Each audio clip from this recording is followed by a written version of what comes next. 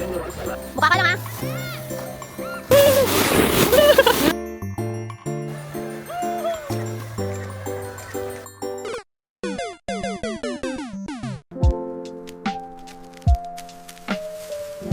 Good morning guys! It's our 5th day dito sa Osaka, Japan. And for today ay pupunta tayo ng Mount Roko and Arima Onsen.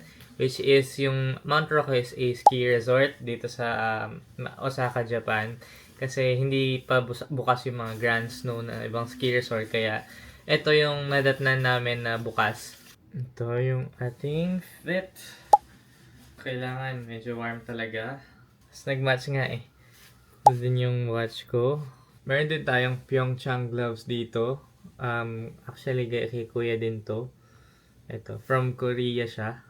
Pag sinuot mo siya, ito, kaya may red siya dito, is for finger heart. Diba? Annyeong!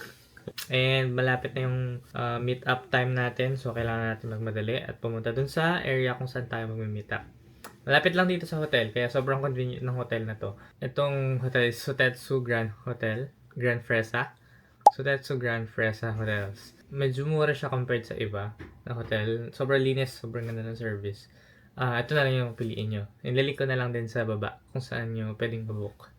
And let's go!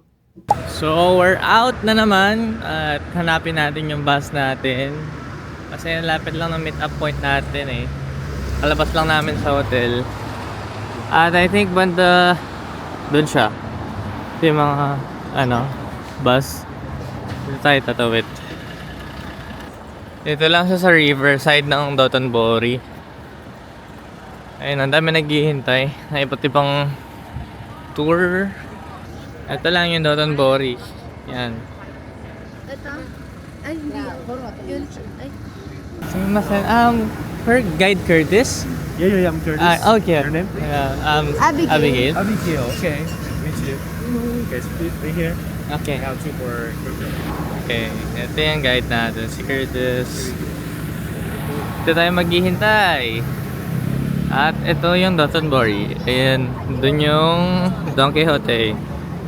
Outfit check ang puffer ni Madam. Let's go to Mount Roko. So guys, we just arrived at Mount Roko Snow Park. Cutie. Mickey.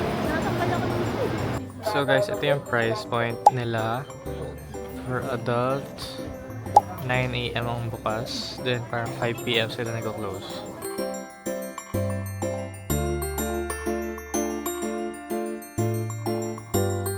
Hey guys, tayo daw ang kukuha ng boots natin. We're gonna take maybe 27. Ito. Ang laki bala.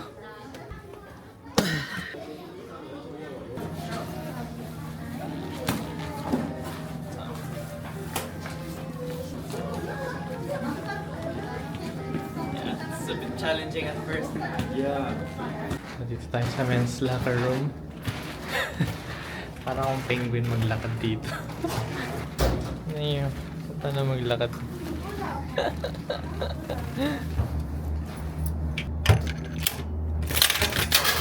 So basically guys, kasi ang nirent ko is itong boots, saka yung mga sticks niyan.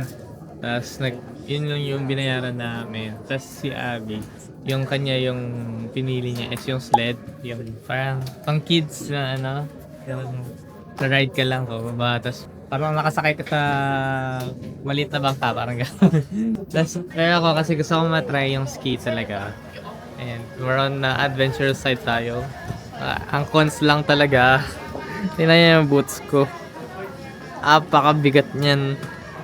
Ayoko na maglakad ng malayo. Minsan lang tayo nandito, nabigyan tayo ng opportunity. Kaya syempre, let's make the most out of it. Anyong outfit check. Nakabonet na tayo guys. Ito yung mga nagkaski.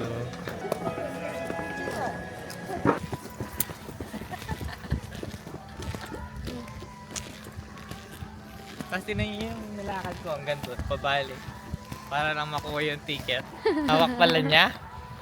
Ito, yung rental counter.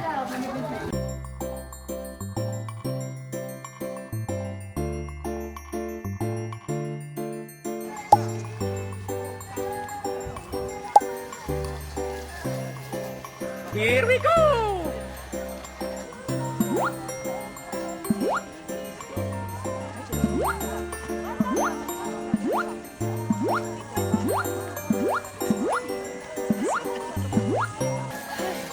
Pagod na ako.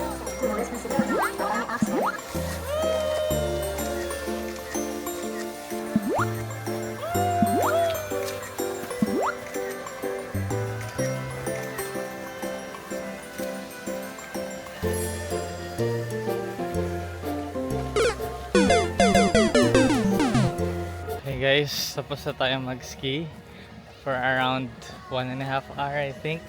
Grabe, pawis na ako, tsaka dehydrated. Grabe yung experience. Ay, mukha na akong Justin Bieber dito. Dito naman tayo sa may sled. Siya. Ayan. Go girl! Kadulas ng mga halo-halo.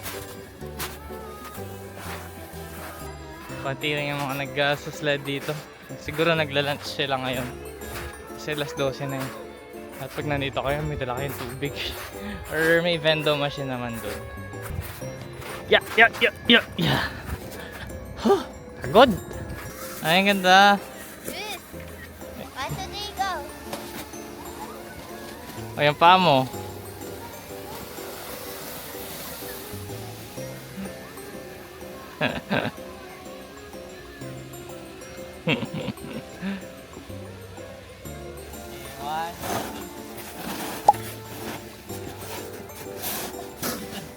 Buka ka lang ah.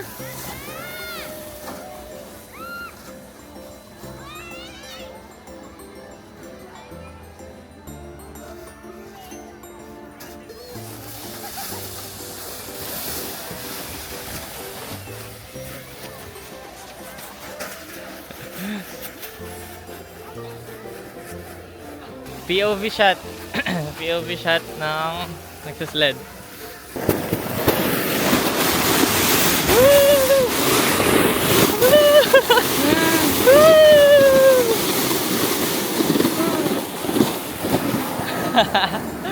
Masaya.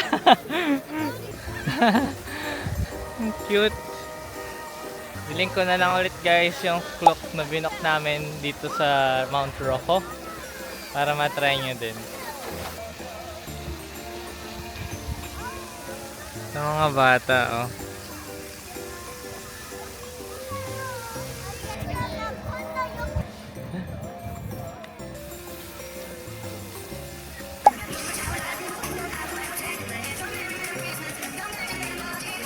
Kaya na siguro.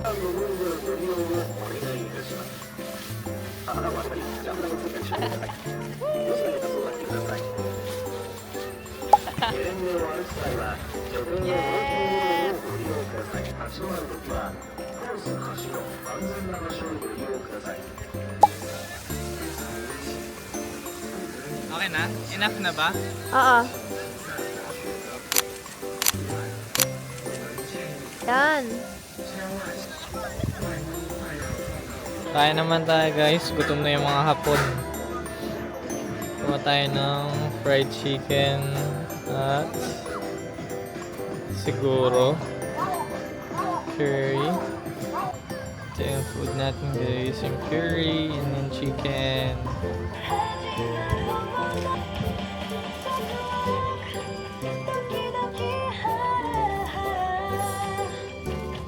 Sarap ka.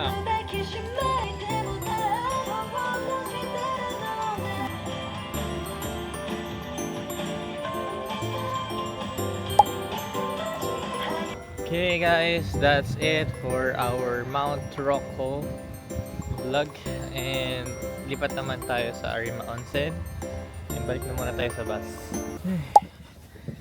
Kagising ko lang, sarap ng tulog sa bus. Dito tayo sa Arima Onsen, kung saan yung mga hot spring. Yun ang matcha pasla nila. Try natin mamaya yan. Kokwan. Dami pala mga bakery dito. Ito yung sikat na onsen dito. Gusto sanang itry.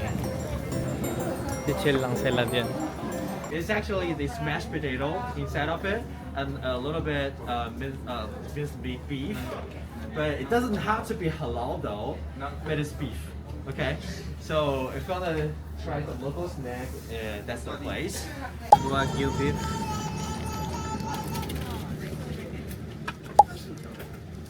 Or patty. Ano sasabihin mo? I miss you, Chunin. Nandito po tayo sa ngayon. Sa Tayo. Arima Arima Onsen. Onsen. Hindi sayang, di tayo makakaligo. Limited yung oras natin.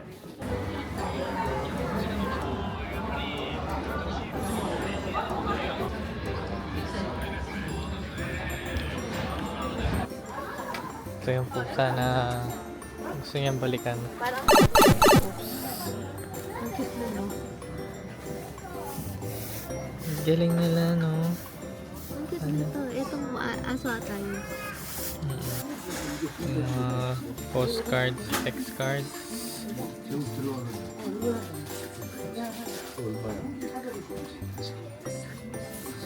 Iglot. May trumpo. Mga anik-anik.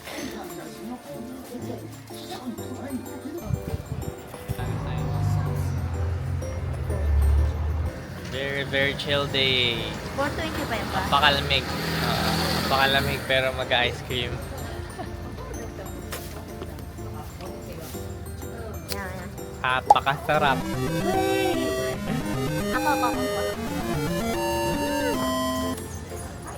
Sabi na mas masarap yung matcha tsaka may vanilla. Sarap? Try nyo to dito sa kung saan man shop to. Dito sa Kobe. Ngayon o, ito yung katapat niya, yung may fresh fruits. Tapos dun papunta yung mga Arima Onsen. Tansan Miyuki Senbei. Mainit daw. So kailangan kainin agad.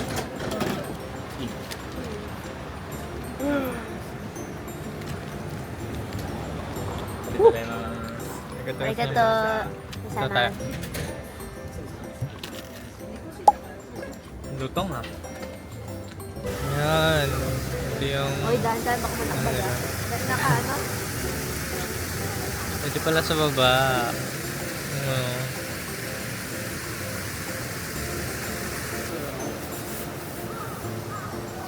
So guys, pangalawang gongcha ko na strawberry.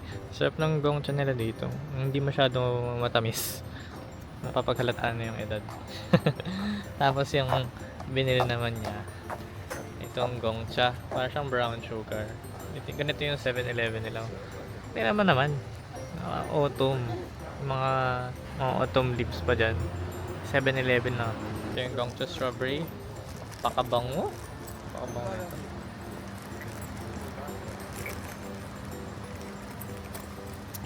Sarap. Kaya niya to, oh. Kung ayaw masyado matamis, pero gusto niya strawberry milk tea. Kampai! 50 yung